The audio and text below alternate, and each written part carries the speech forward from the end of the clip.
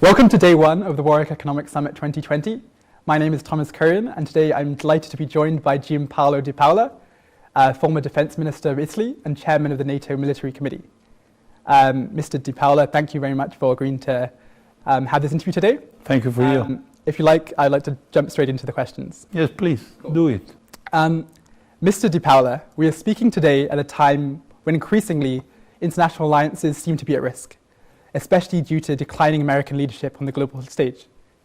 In a 2019 interview with The Economist, French Prime Minister Emmanuel Macron criticized the Not Prime Minister, the President. Criticized the brain death of NATO, citing increasingly a lack of strategic coordination from the US. Is declining American leadership a threat to NATO? And if so, how should Europe respond? Well, definitely, if, and there's a big if, there would be an American decline and American interest in NATO would be a problem for NATO, because let's be honest here, the United States of America is by far the major shareholder of the alliance. So should the major shareholder of a company retreat himself would be a problem for NATO. I'm not convinced that this would happen, but still, clearly the major shareholder, the American, are asking the European to do their business. The European are asked to bear a fair share of the burden, and that is the key issue. And in the end, if you look, I think I will say also in my intervention on Sunday, but I think both what Macron said about the death of NATO and what Trump is saying about NATO to be obsolete are more of a verbal kind of hyperboles, just to shake up the ground and to force the other European to wake up. Okay. Mr. Macron has also called for a new European army to replace some aspects of NATO and to safeguard a strong and sovereign Europe. Do you think these claims are realistic, and could they undermine NATO? Even here, we need to be clear. If you say a new European army or a new European armed forces, in a sense of really an armed forces, European armed forces, that so far is unrealistic. So far, there will not be really a political union, because if you want an armed forces, you need to have one European government. This is not the case.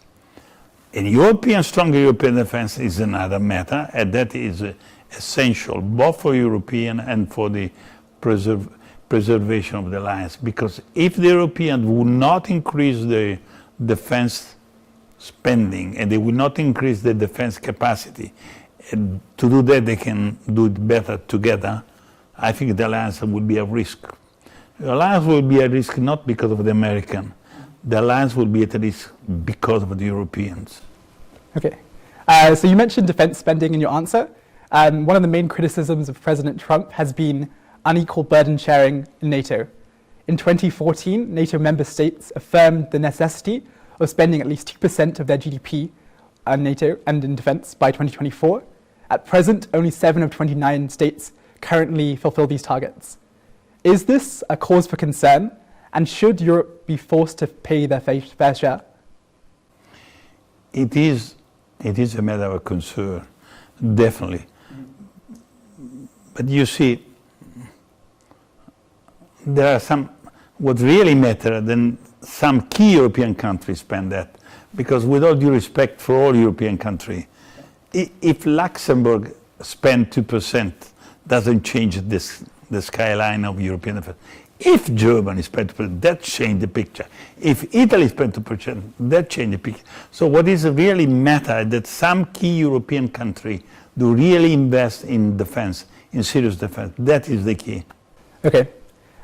Alongside these financial reforms, there's been some call for expanded membership of NATO. In particular, Ukrainian leader Volodymyr Zelensky has argued for closer cooperation with NATO, and recently NATO has announced it will hold joint military exercises in Odessa in October.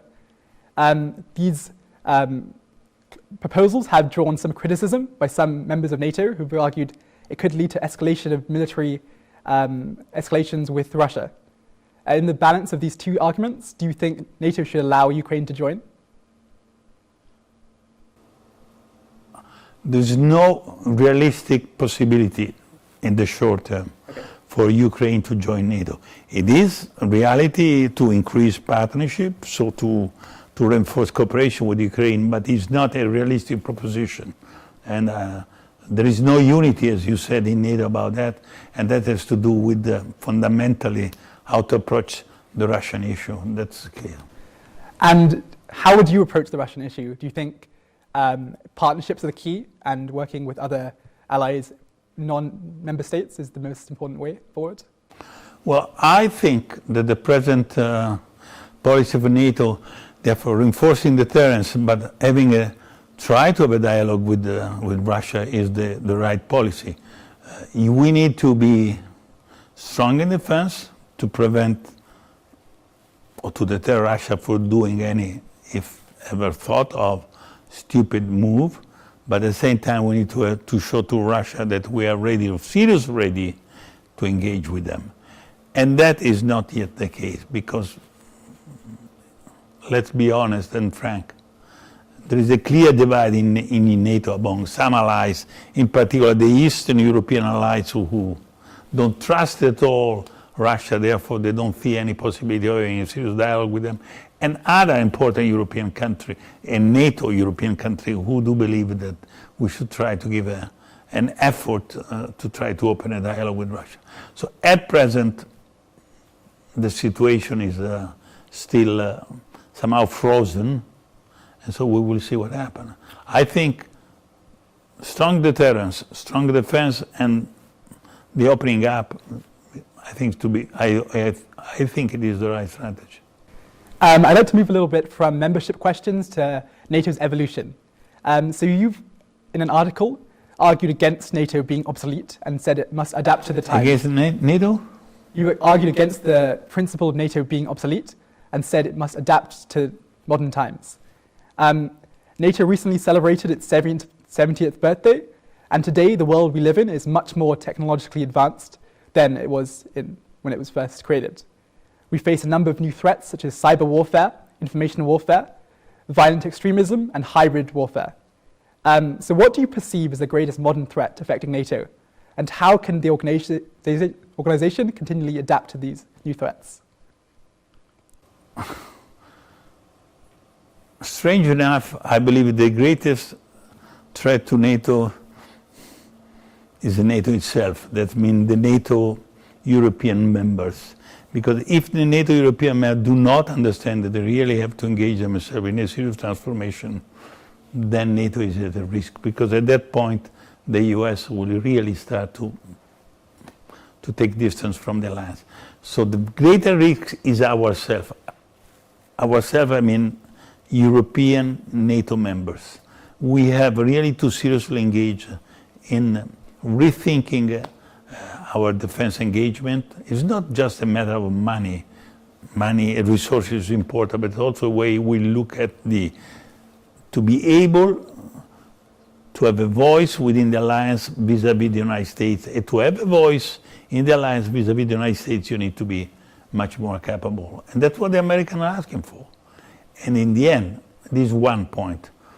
The second risk is that for NATO is to be too conservative.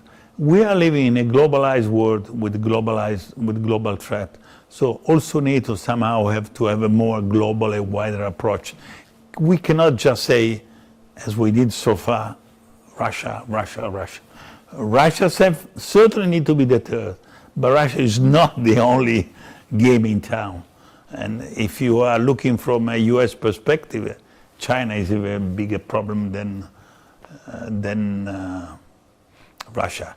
And if you look at the risk, many of the risks of today, cyber, hyper warfare, and new kind of weapon, they are global risks, so they need a global approach. Therefore, NATO need to open up. NATO need to somehow globalize. That is something which in NATO today is still a sort of anathema. So moving forward on that point of globalization, the 21st century has seen a number of NATO engagements in countries that extend far beyond its geographical borders, traditionally speaking, from Libya to Yemen, and also providing assistance in Afghanistan. Do you think this heightened engagement of NATO is something which is sustainable, and is it desirable to continually engage with NATO nations outside of the geographical remit of Europe? Well, first of all, you mentioned some of the engagement which are not NATO engagement. For example, Yemen is not a NATO engagement. Counter-prioritization. Libya, Afghanistan, yes. Okay. It is sustainable if there is the willingness of the nation, of NATO member states to sustain them. And I think when it is clear that after Libya operation, there has been a sort of a retrenching in NATO. And therefore, and never-ending engagement like the one in Afghanistan has seen more and more suspiciousness in a NATO country. So I think the NATO nation need to engage themselves in clarifying how deep they want to engage. But once you get engaged in a mission, you need to sustain that engagement as long as necessary. You can just not say, oh, I'm tired, I pull out. Because if you do that, then it is probably you will leave a situation which is worse than you started. How do you think we can build the political will to get involved in some of these conflicts for a sustained period of time? No, say again, please, repeat the question. How can we build this political will among the people to get NATO more involved in these global conflicts, especially at this time? And how you do it? This is a quite difficult question because it depends. In NATO, each nation is sovereign nation, so each nation is its own political process, and therefore in each nation, you need to have this political process to convince people that if you really believe that NATO is good for you, single nation, then you have to engage in that. And that is a process that each political leadership in each country has to do, to convince people that NATO is good for Europeans and therefore they have to invest in it. I think it would be a tragic mistake if we would disconnect Europe from the US. It would be a tragic mistake. Unfortunately, mistakes are made, and only after they are made, you realize you have made a mistake. In the past, NATO has been involved in a number of humanitarian interventions, as seen in interventions in Kosovo and Yugoslavia. Do you think this potential humanitarian intervention still has weight today? Is still something important? Well, I think there is less today, there is less appetite for this kind of operation for NATO than there was in the past. In the past, so I see less appetite for that, but depends. You have to look case by case situation. Maybe something emerges in which NATO will decide to get engaged, if the nations are willing to have NATO engaged. But in general speaking, there is less appetite for that today. Probably because after a never-ending engagement in Afghanistan, after the Iraqi issue, after Libya, nation in NATO, therefore NATO itself is sometimes questioning if the out-of-area operations are still worthwhile. Alongside these domestic political concerns, one major security threat which has been hypothesized as being very important has been climate change. So last year, Elizabeth Bohr, the director of the Modern Deterrence Programme at the United Services Institute in London, said that climate change could present the most significant long-term future threat to NATO. Do you agree? Is climate change an important security threat? Well, in very general broad terms, yes, I agree in a sense. Climate change is the big threat to the humanity, and because NATO is done of human beings, it's also a threat to NATO, but it's not a specific threat to NATO. It's a threat to the mankind, it's a threat to the nation, and therefore also to us. So in this report, they mentioned some of the potential human consequences of climate change, which cause security concerns, such as the threatening food and water security and increasing migration, as well as political instability. Do you think these could be consequences of climate change and lead to security threats? I absolutely think that climate change, together with other, because it's not only climate change, but certainly climate change and demographic trend worldwide, they will produce a big wave shock in the world, and therefore there will be a security problem for the West, for the Atlantic Alliance, therefore for Europe and the US. I'd like to move to one final question, if that's okay. So your career has spanned a number of different operations, from working in the Italian military services to in NATO as well. Over your career, what have been the greatest successes, and what lessons have you taken from those? Well, I suppose when I was Chief of Defense of Italy, many of the operations we conducted as Italian and also within the Alliance framework, they were very successful. For example, Unequal in Lebanon was a very successful operation. The Albania operation was very successful. Less successful certainly was our participation in Iraq and in Afghanistan, although it's still continuing, but it's a fact. And Libya, not the operation per se. The operation was very successful, but the aftermath is clearly a disaster. Right. And lessons from those interventions? Have you learned anything that you want to take forward, and you think the defense community should take forward in the future? You said in Libya? No, sorry. No, I don't think I understood you. Sorry. From those experiences, are there any lessons the defense community should take? Well, the lesson more the military are really political, because in the end, from a military standpoint, we've done well almost everywhere. Is the political lesson is that when you engage in this kind of operation, then you need to really to be able to continue your engagement afterward the operation, the military intervention is terminated, or the military main job is terminated. And that's where the political difficulty is. To continue to get politically engaged in your political leadership once the mission, the military side of the mission is somehow completed.